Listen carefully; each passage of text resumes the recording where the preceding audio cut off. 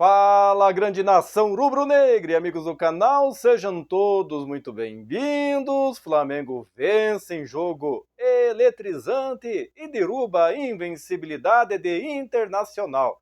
Vou falar tudo sobre este jogo e sobre uma notícia que todos pedem para mim aqui no canal, né? E os médicos do Flamengo revelam prazo para os retornos de Pedro, Matias Vinha, Arrascaeta e Cebolinha. Vou falar das datas de retorno desses jogadores aí, fiquem ligados até o final do vídeo. Mas vamos passar primeiro aí a informação, né, sobre o Flamengo que dominou o primeiro tempo, mas levou sustos na etapa final. Derrota no Maracanã encerrou a invencibilidade e as chances de título do Colorado, galera. Isso mesmo, né? Então, jogando um futebol ofensivo, envolvente, muito organizado taticamente, o Flamengo dominou na primeira etapa, o melhor time do retorno do Brasileirão, contudo, como todos sabem, né, uma partida de futebol é feita de dois tempos. E no segundo tempo, o Internacional mostrou os argumentos e virtudes que o levaram aos 16 jogos de invencibilidade que ostentava antes do confronto no Maracanã, né? Então, nesse contexto aí de comportamentos e opostos e de cada metade da partida, aí o Flamengo acabou levando a melhor no detalhe. Vitória eletrizante por 3-2, resultado que levou o Flamengo ao terceiro lugar do Campeonato Brasileiro, né? Então, vou apresentar aí os principais destaques de Flamengo 3, Internacional 2, aí resultado que colocou um ponto final na longa invencibilidade colorada e ainda encerrou as chances matemáticas de título do Clube Gaúcho no Campeonato Brasileiro. Lembrando que o nosso goleiro Agustin Rossi foi muito aquém nessa partida aí, tomou 2 gols, um de fora da área, defensável, ele caiu de delay e não alcançou a bola, e no segundo gol foi pior ainda, galera.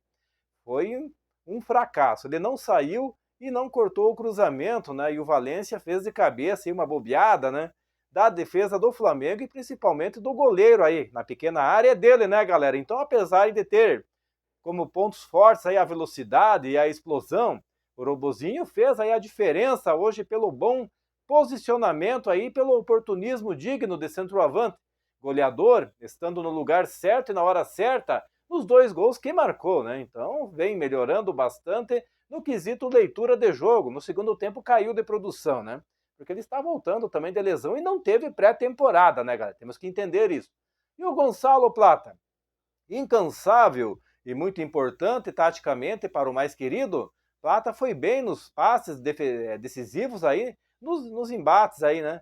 E no 1 contra 1. E ainda aí contribuiu na defesa com intervenções e desarmes importantes. Por muito pouco não deixou a sua marca no Maracanã, acertando uma finalização. Aí o Gerson também é o maestro aí, o grande condutor do Flamengo em 2024 e sua temporada mais exuberante aí com o manto. Esteve em tarde inspirada nos duelos pelo chão, ganhando a maioria dos embates. E nos lançamentos quase não errou passes na partida. Ele foi bem.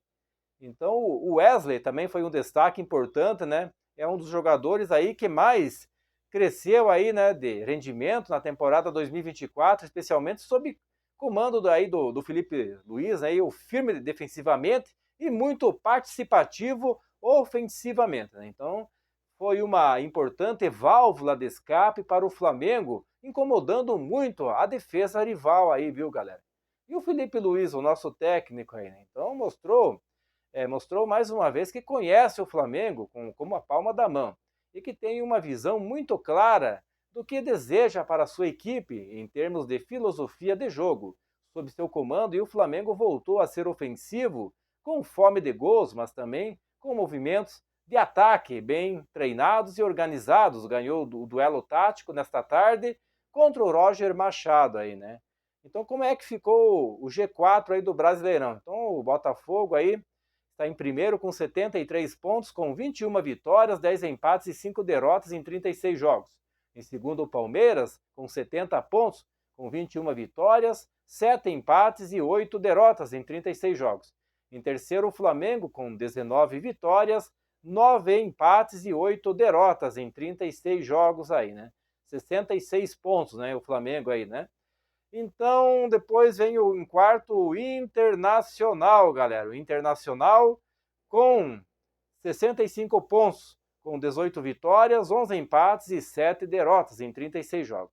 E qual que é o próximo jogo do Flamengo aí na temporada, galera? Então o Flamengo aí retorna aos gramados na quarta-feira, dia 4 de dezembro, quando visita o Criciúma pela 37ª rodada aí do Brasileirão, e a bola vai rolar no Heriberto Rios, em Santa Catarina, a partir das 20 horas, horário de Brasília. E falando também do próximo jogo do Internacional, o Internacional volta a campo na quarta-feira também, dia 4 aí de dezembro, quando recebe o Botafogo pela 37ª rodada, e a bola vai rolar no Beira-Rio, em Porto Alegre, a partir das 21h30 aí, galera. O Botafogo aí, se fazer muita festa, pode deixar o título de mão beijada para o Palmeiras aí, né? Então, passando as informações aí, né, sobre os detalhes aí, né, da recuperação dos jogadores do Flamengo lesionados, né? Então, o Flamengo aí conta com os dias para ter o retorno aí de 4 jogadores que estão no departamento médico: Matias Vinha, o Pedro, o Everton Cebolinha e Arrascaeta, que passam por tratamento de lesões e avançam etapas após cirurgias. Gerente de saúde e alto rendimento do clube, Márcio Tanuri, revelou a projeção de retorno de cada um dos atletas. Além de falar também sobre os prazos, o Tanuri deixou claro em entrevista que o departamento médico do Flamengo prioriza o cumprimento das etapas de recuperação. Sendo assim, a projeção de retorno dos jogadores é uma estimativa que pode sofrer alterações durante esse processo.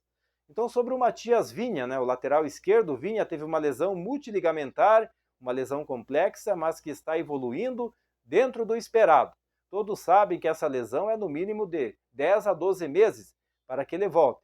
E como eu falei, ele disse, dependendo, pode ser que volte próximo de 10, 11 ou 12 meses, ou até 13 meses, com as etapas cumpridas, mas o importante é que volte bem, né? Finalizou o Tanuri. Então a lesão de Vinha foi no dia 11 de agosto de 2024, no embate entre Flamengo 1 e Flamengo 1, Palmeiras 1.